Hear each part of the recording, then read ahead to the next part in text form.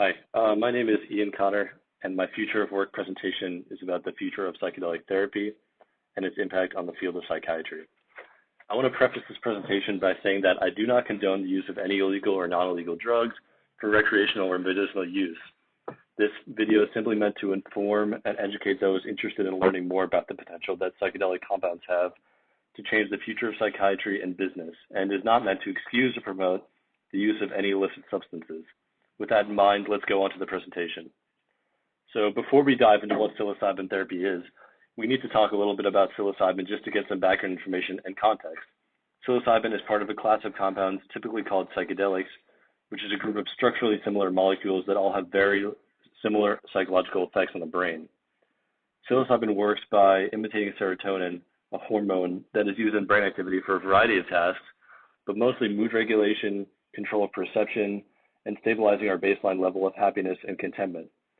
So psilocybin, after it's broken down into psilocin by our stomach acids, enters the brain and locks onto neurotransmitters very tightly, tightly enough that this is often the reason that trips actually last several hours, and releases a flood of serotonin into the brain. So then what does it do? Well, magic mushrooms have pretty varied effects, mostly dependent on the dose taken and the setting that it has been taken in. Generally, it often causes people under its influence to see very vivid colors, patterns, and faces everywhere, which is called pareidolia, and also to have very heightened senses of hearing and vision. People also report sensations of unity and oneness with their surroundings, and a dramatic increase in feelings of love and empathy towards the environment and fellow human beings. We could go on about the wide range of effects that magic mushrooms have, but for our purposes, we're going to be primarily focusing on the concrete evidence that exists for their therapeutic use rather than subjective experiences or anecdotes. It's important to keep in mind when discussing these effects that while they may sound wishy-washy or ludicrous to some, they've often been extensively studied, and there are reasons to take it very seriously, especially when talking about something that has a strong potential for the treatment of mental illnesses that our society has simply failed to fix. Moving on, activity between normally disconnected parts of the brain increases as well, which may account for sensations of synesthesia that people often report, such as being able to see music or hear colors.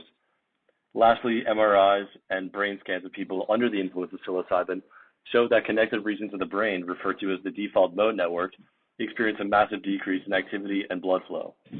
The default mode network's function correlates to things like sense of self, thinking abstractly about the past and future, thinking about others, and other tasks that one might attribute to the ego part of our brain that thinks of itself as separate from its environment.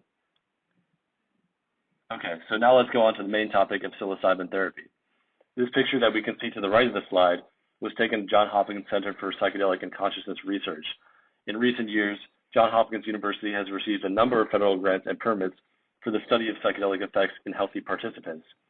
They've done extensive research into the field of psychedelic therapy and its proven effectiveness in fighting diseases like depression, anxiety, anorexia, and addiction.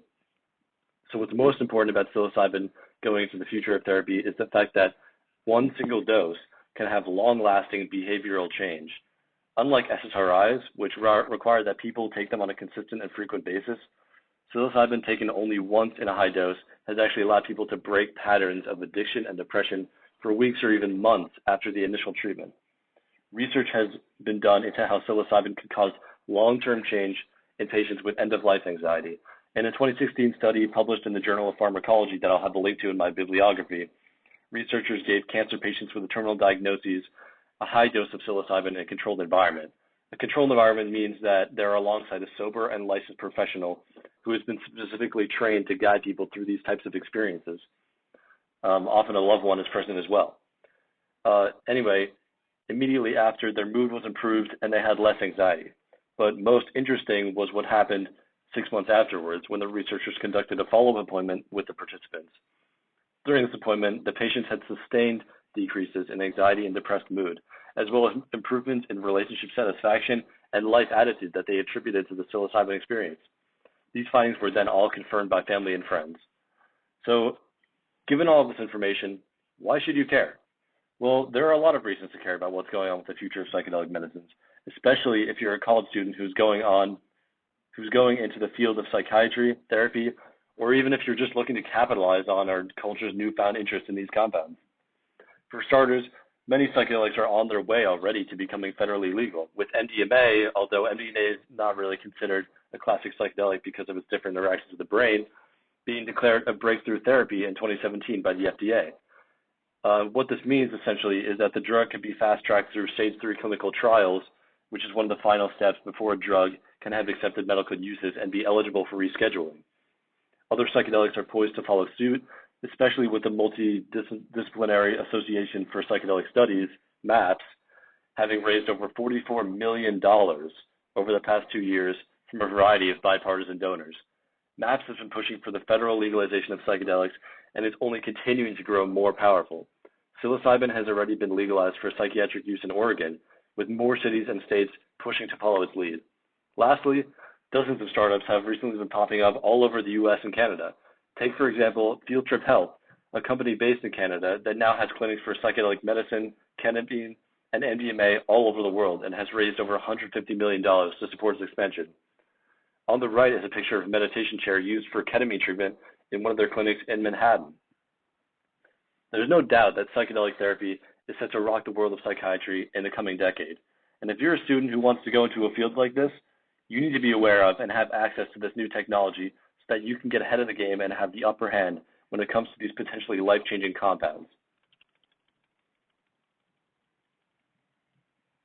Do you want to learn more? If you want to learn more, here are some great resources to investigate into research, any of the topics that I've been talking about myself during this presentation.